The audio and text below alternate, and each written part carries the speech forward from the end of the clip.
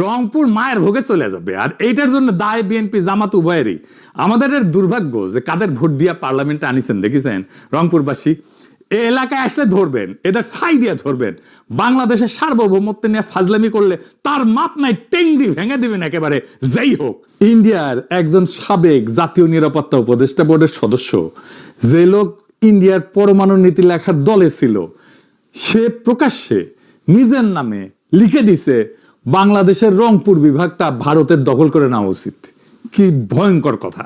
কোনো রাগঢাক নাই, কোনো ইঙ্গিত না, সরাসরি শিরোনাম লিখেছে। দেখেন, ইংরেজি যেহেতু লিখেছে ঠিকই লিখেছে না, বাংলাতে হচ্ছে যে শিলিগুড়ি করিডোর চওড়া করো, বাংলাদেশের রংপুর বিভাগ দখল করো।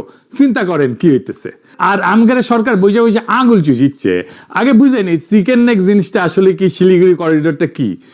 আগে শুনিছেন, তাও আবার বলি, শুনলে তো অসুবিধা নাই।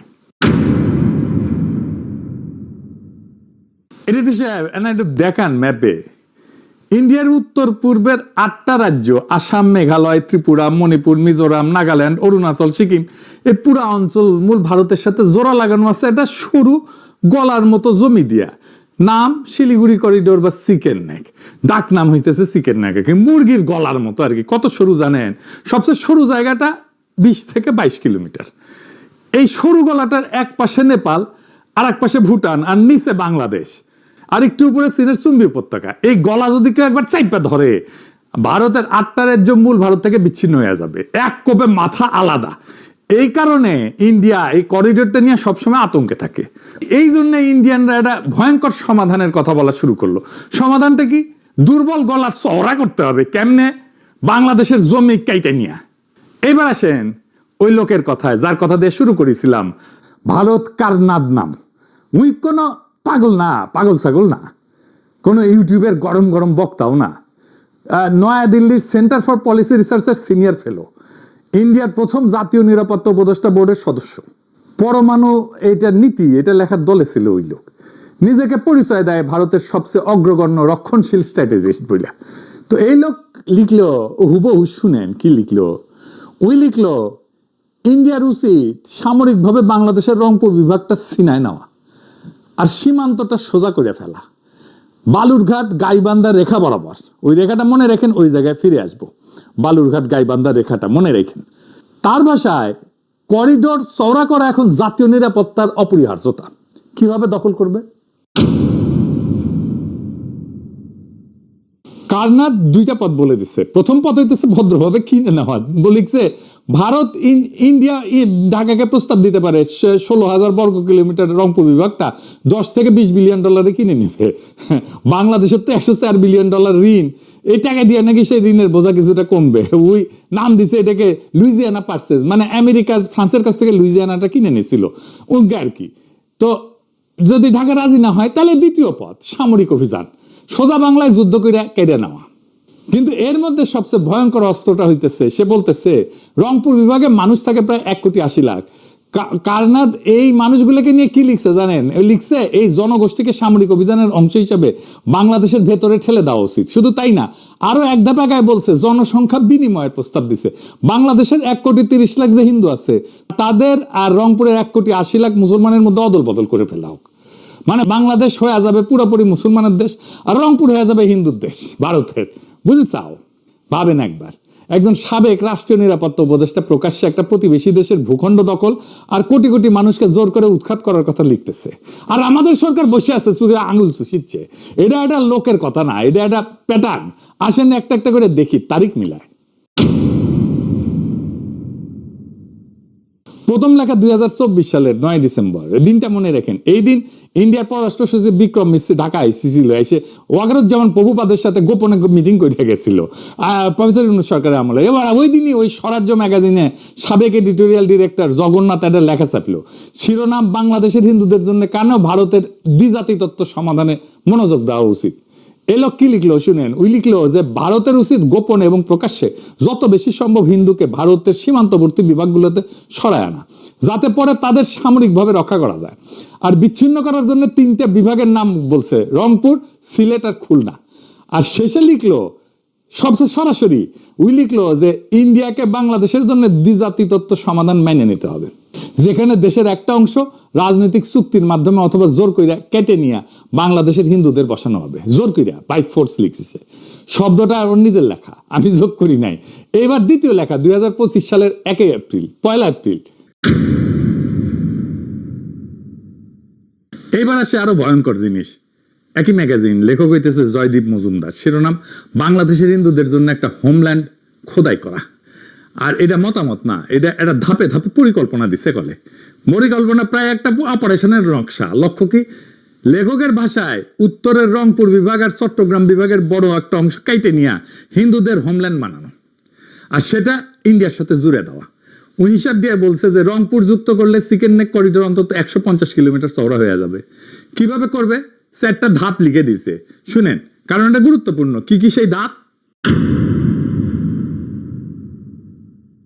1 নম্বর ধাপ, আন্তর্জাতিকভাবে জোরে সোরে প্রচার চালাও যে বাংলাদেশের সংখ্যালঘু নির্যাতিত হইতেছে। এই কথা হইতেছে না? হ্যাঁ হইতেছে।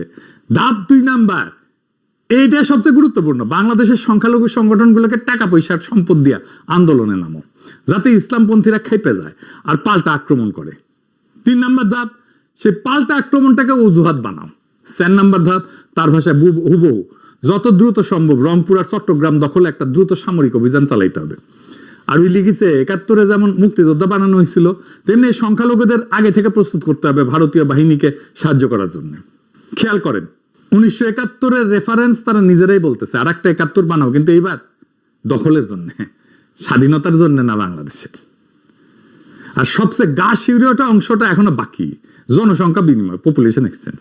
ওই লেখায়, মজুমদার লেখায় বহু লিখছে রংপুর আর চট্টগ্রাম থেকে পূর্ণ জনসংখ্যা বিনিময় হতে হবে।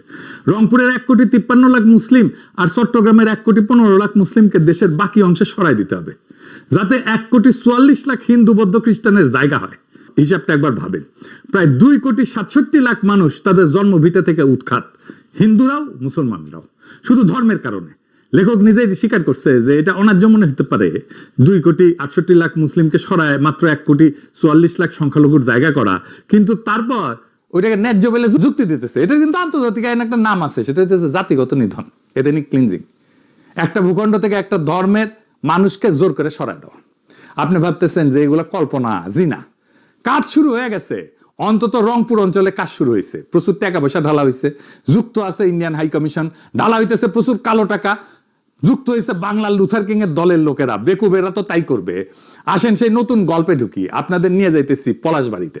এডিটর সাহেব, গুগল ম্যাপে পলাশবাড়ির জায়গাটা দেখান। দেখেছেন একেবারে বাংলাদেশ ম্যাপের সরু অংশটার মধ্যখানে, তাই না? ও ছিল না বালুরঘাট গাইবান্ধা রেখা, ওইটা।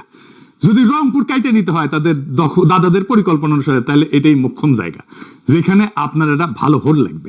আচ্ছা আসেন আপনাদের এই জায়গার একটা অংশে নিয়ে যাই।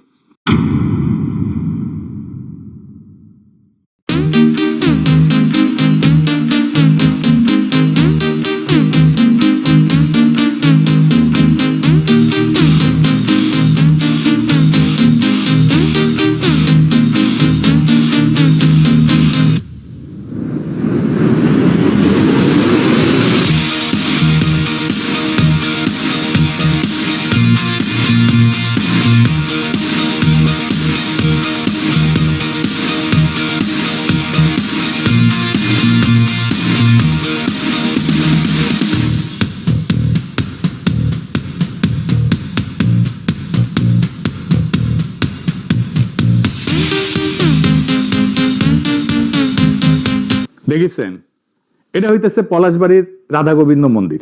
শুধু মন্দির না, এটা আছে সুইমিং পুল, বাচ্চাদের খেলার জায়গা, বলা যাইতে পারে এটা একটা থিম পার্ক। এটা বাংলাদেশের সবচেয়ে বড় হিন্দুদের কালচারাল রিলিজিয়াস সেন্টার। কোনোদিন শুনেছেন? শুনেন নাই? দেখেন রাতে তার অপরূপ দৃশ্য।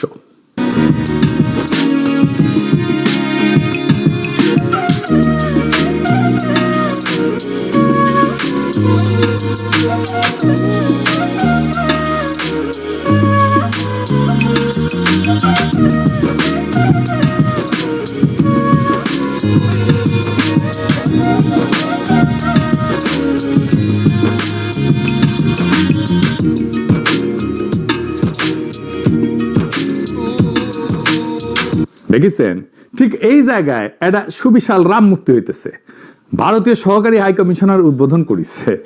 এই যে দেখেন, একই জায়গায় আর একটা সুবিশাল কৃষ্ণ মূর্তি হয়েছে, সেটা উদ্বোধন করেছে ভারতীয় সহকারী হাই কমিশনার। এই পলাশবাড়িতেই গীতা মহোৎসব হয়েছে, এই জায়গায়, এই মন্দিরে। ওইখানেও আসছে ইন্ডিয়ান সহকারী হাই কমিশনার। বাংলাদেশের হিন্দু সম্প্রদায় তাদের জন্মাচার করবে উৎসাহ উদ্দীপনার সাথে, এটা তো খুবই আনন্দের কথা। কিন্তু ইন্ডিয়ান হাই কমিশনার কাম কি, কি আমরা পরে দেখবনি। আমি ভাবলাম পলাশবাড়িতে মনে হয় হিন্দু সম্প্রদায়ের লোকজন বেশি, বা প্রচুর বড় লোক আছে হিন্দুরা। খোঁজ নিয়ে দেখলাম পলাশবাড়ি উপজেলায় 2011 সালে আদমশুমারি অনুযায়ী হিন্দু জনসংখ্যা 15,640 জন। সেই সময় উপজেলায় মোট জনসংখ্যা ছিল 2,44,792 জন, মুসলিম 2,29,030 জন, হিন্দু 15,640 জন। অর্থাৎ হিন্দু জনসংখ্যা ছিল মোট জনসংখ্যার 6.4% আর মুসলিম 92.48%। মানে সবচেয়ে কম হিন্দু অধ্যুষিত এলাকা বাংলাদেশের মধ্যে এটা। তার স্ট্র্যাটেজিক লোকেশনটা দেখেন, আমাদের দেশের জন্য ভৌগোলিকভাবে নাজুক একটা জায়গা। এত বড় স্থাপনা, মূর্তি করা অর্থায়ন কোত্থেকে আসিছে? আমাদের গোয়েন্দারা কি সংবেদনশীল নাজুক ভৌগোলিক জায়গায় একের পর এক সুবিশাল মূর্তি বসানোর বিষয়টা কি ক্রিটিক্যালি অ্যানালাইজ করছে? করেননি। এটা কে প্রতিষ্ঠা করছে জানেন? আসেন সেটা দেখি। হরিদাস চন্দ্র তরণী দাস, আরো নাম আছে, সেটা পরে দেখবো।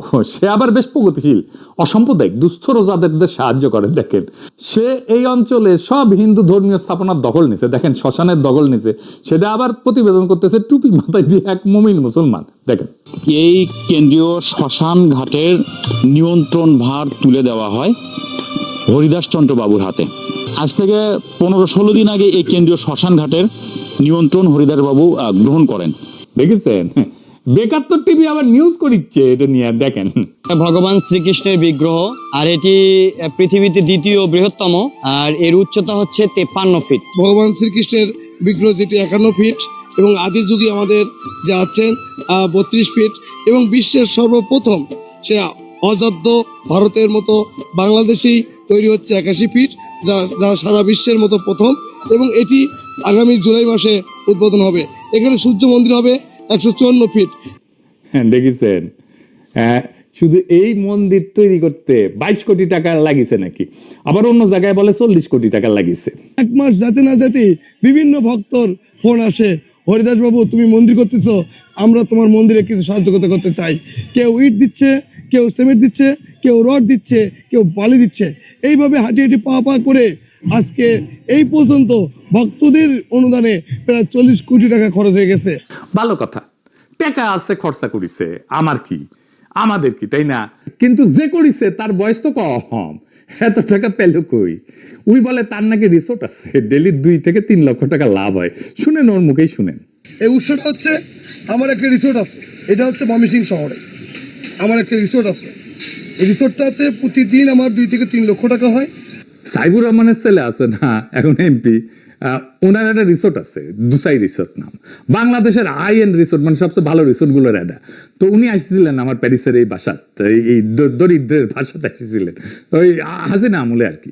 তো উনার রিসোর্টে আমি গেলে যাইতাম মাঝে মাঝে, পছন্দের একটা রিসোর্ট। তো এটা আমি জিজ্ঞেস করছিলাম উনারে, তা আমি কইছিলাম যে আপনার লাভ কেমন হয় ওইখানে। তো উনি কইতেন মাসে টেনে মোটামুটি 50 লক্ষ টাকা লাভ হইতো আর কি। উনি নিজেই বলছেন ঢাকার রিসোর্ট এসে 3 লক্ষ টাকা দিনে লাভ করে। হ্যাঁ, ওই মেডিকেল কলেজ করবি, হাসপাতালও করবি। দেখেন, দেখেছেন? আজ এইবার আসেন দেখি সে টাকা পায় কোথায়। আমি নিজে কিছু কমো না, বাংলাদেশের মিডিয়ায় প্রকাশিত একটা প্রতিবেদন দেখাবো, মাথায় আকাশ ভেঙ্গে পড়বে। আসেন সেটা দেখি। তার নাম হরিদাস চন্দ্র তরণী দাস তৌহিদ, বয়স 34, জন্ম বাংলাদেশে, প্রতারণার শুরু শৈশবে। তবে ছোটবেলাতেই পাড়ি জমান ভারতে, সেখানে সারেন লেখাপড়া, জোগাড় করেন এতিম হওয়ার সনদ। এরপর আবার ফেরেন বাংলাদেশে, প্রতারণা করে ডক্টরেট ডিগ্রিও বাগান। খোদ বাংলাদেশের প্রধানমন্ত্রী শেখ হাসিনাও তার পরিবারের নাম ভাঙানো শুরু করেন। মাননীয় প্রধানমন্ত্রীর নিকট আত্মীয়ের পরিবারের সদস্যের পরিচয় দিয়ে তারা ভুয়া টেন্ডারবাজি করছে বা তারা চাকরি দেওয়ার নাম করে অর্থ আত্মসাৎ করছে।